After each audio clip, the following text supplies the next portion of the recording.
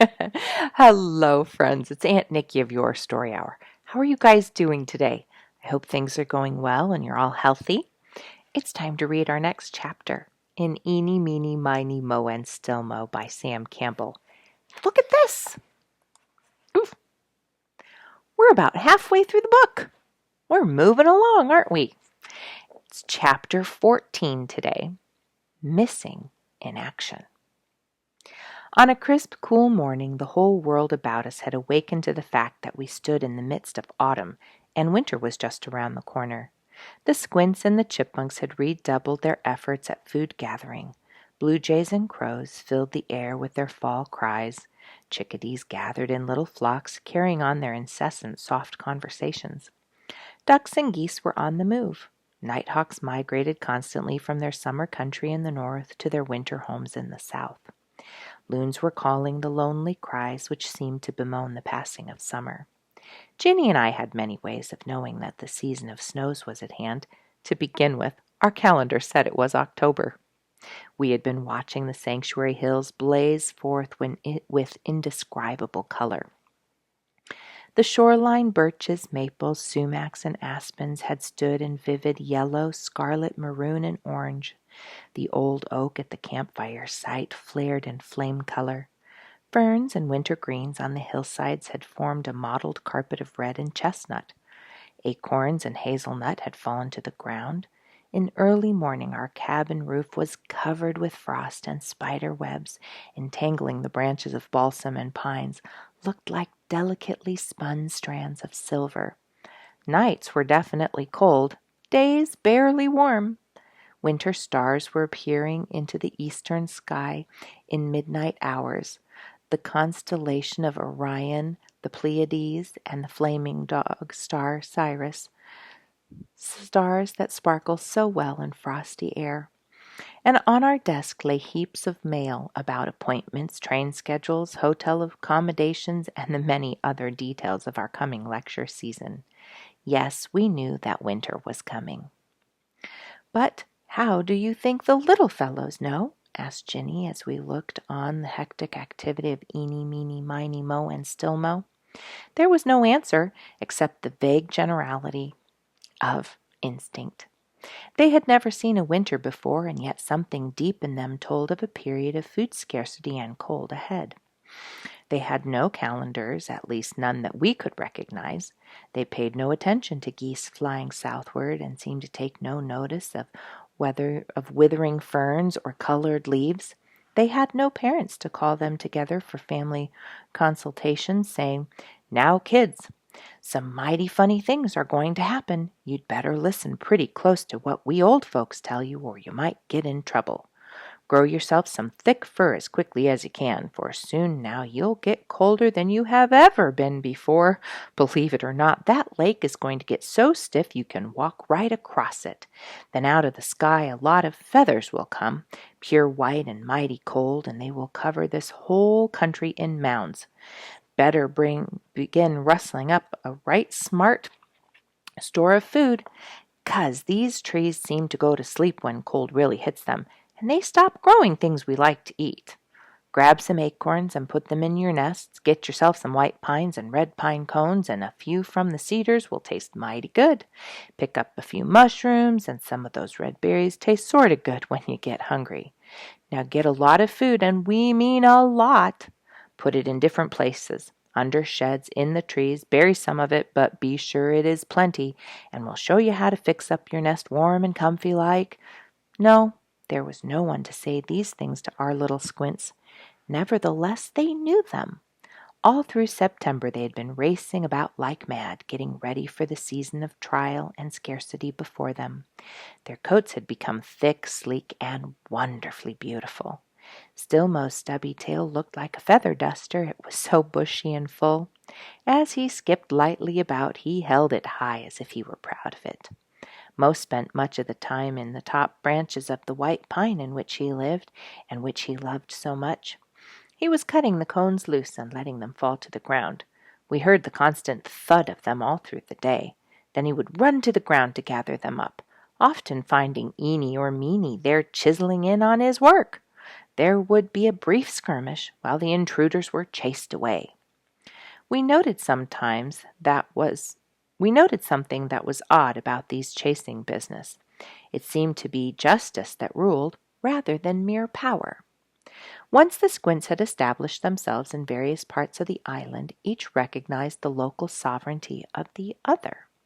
Although Eeny was the weakest and mildest of the five, if even the all-powerful Stilmo came into her realm, she could drive him out. In combat in open territory, no doubt the clever Meeny would have outfought Mo, but when Meeny came under Mo's pine tree and started to partake of the cones he had nipped from the treetops, Mo was master, and Meeny ran. Back of our cabin stands a cluster of white cedar trees. Their lovely palm-like leaves of rich, vivid green give a regal touch to the island foliage. To look on these quiet, dignified, beautiful little trees is a nice way to awaken in the morning. Their exuberant appearance in the tinting light of the early sun justifies their name, arborvitae, or trees of life. When we first come from the cabin in the morning to indulge in the luxury of the North Woods air, it is our habit to gaze on the beauty of these thriving, youthful grove. One morning in autumn we saw that the branches of several of them were shaking and bobbing in a mysterious way. There was no sound, but from the motion we knew that something was going on. We moved quietly to a point from which we could see into the foliage. There were Eeny, Meeny, Miney, Mo, and Stilmo, each in a separate tree, so engrossed in what they were doing that they did not notice us. Stilmo was nearest, so we could watch him best. He was racing about in a young cedar, his abbreviated tail waving with enthusiasm. He jumped from branch to branch, then ran up and down the trunk, apparently inspecting every inch of the tree. Something seemed to be lacking in this first cedar, so we tried another. It proved more satisfactory. He began scratching frantically at the stringy bark with his little front feet, piling up shreds as fine as cotton. This material he promptly stuffed into his mouth. Then he scratched up some more and stuffed that in too. This kept up until Giny and I were afraid his jaws couldn't stand the strain. He tucked and crammed in more and more of the cedar shreds until they came out the sides of his mouth and reached his ears. They heaped up above, covering his nose and eyes. They dragged under his chin until he looked like some bewhiskered little old man. Still he dug, scratched, and forced the cedar bark into his overstuffed mouth. Then he ran down the tree with his funny-looking load of hay and hurried across the ground. Twice he stepped on some of the cedar strings that were dragging and fell head over heels. But he gathered up the bits he had dropped and continued his journey right up into the hollow of a white cedar where he had made his home. In an instant he was out again, having left the load of shreds behind. Back to the same arborvitae he went and repeated his process of wool gathering. The other squints were doing the same. Even Mo was busy, though he had found a cedar log on the ground, which made it a bit easier for him. Although he worked much at his autumn chores, the frantic industry shown by the other squints never gripped him. He would scratch up a pile and then, like or not, stretch out flat on his stomach for a few minutes and think things over. But these bundles of shredded cedar bark were most useful to our squints.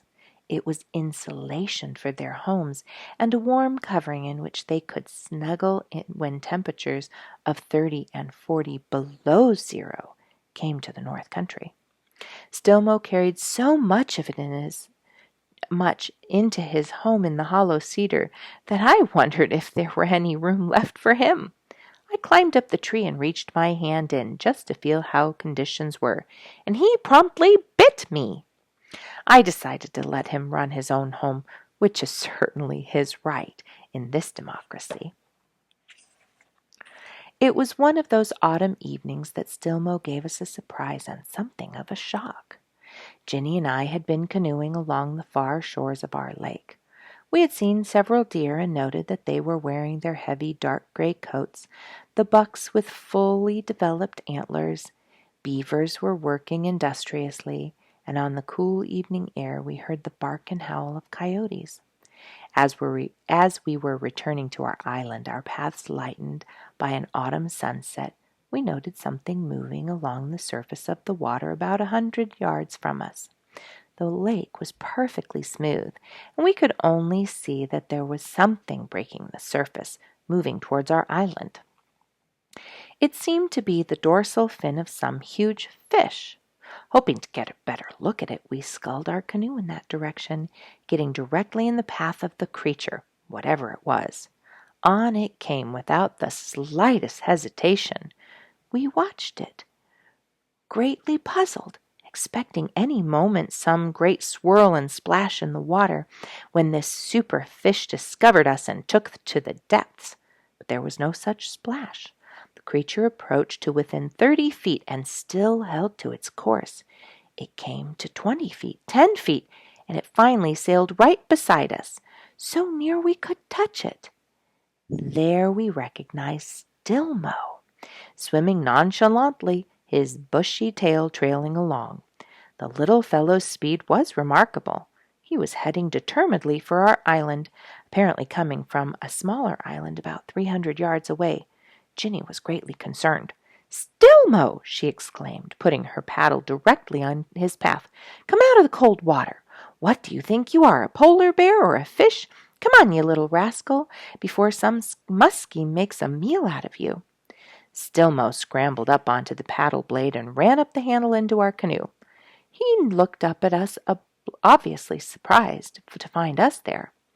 That moment we realized how little there really was to the tiny fellow. With his fur soaked down, tight to his body, he seemed scarcely larger than a chipmunk. "Let's take him to shore," Giny was saying. "After all, there are muskies and pickerel in here." I started to guide the canoe to shore, but Stilmo was not going to be babied like that. He ran along the railing to the bow of the canoe, which was now nearest the island, and without hesitation jumped into the water. Away he went towards shore, and we followed him until he had landed safely. He climbed on a stump, hurriedly combed out his fur with his front feet, chattering a defiance to anyone who didn't like him, and dashed in the direction of his white cedar home. No doubt there were many such journeys by Stilmo and the other squints. Our bulletin to Duke told of these things. He had asked us to write him even those minute details of our Northwood adventures that we might think lacking in interest or importance. "Perhaps you do not realize how we hunger for news from home," he said. "Even little experiences and descriptions of what you see so commonly mean much to us. I feel sometimes as if I crawl right into your letters and walk among the events and in the places you describe.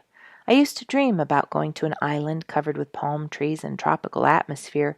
Now I would trade this whole South Pacific for just one bushel of gravel at the sanctuary." So we told Duke about the squints gathering food and shredding cedar bark. We told him of Stilmo's swim, and then we had an item of news that probably carried no joy. Eeny and Meeny had disappeared. It happened near mid-October, shortly before we were to leave our sanctuary for the winter. We had been seeing so few squirrels at the feeding station we went investigating. Stilmo was there, so was Meeny and lazy old Mo hanging on the side of the tree just looking at us. But in Eeny's part of the island we had no greeting except from Beggar Boy and Stubby, who kept running all over us. We called Eeny and tapped with a peanut on the side of the old oak tree in which she had lived, an act that had always brought her to us, but there was no response. A search for Meeny was equally fruitless. When several days had passed without the two showing up, we accepted the fact that they were gone. Where and why, we could not know for sure. Our fears said to us that they might have been hawk visiting the island, or perhaps a weasel, but we could not know. Perhaps they too had been swimming around and had fallen victim to those musky submariners. It saddened us more than it should have for those two squints to disappear. In dealing with forest creatures, one must be ready to face and accept the inevitabilities of nature's way, but we had come to be fond of the little red rascals, and we missed them. When time had passed for Duke to reply to this news, his letter showed plainly he regretted their disappearance. "At least," he said, "until we know better, let's just list them as missing in action. This leaves the door open anyway." That's the end of the chapter. Come back and let's keep hearing what's going on. See you guys later.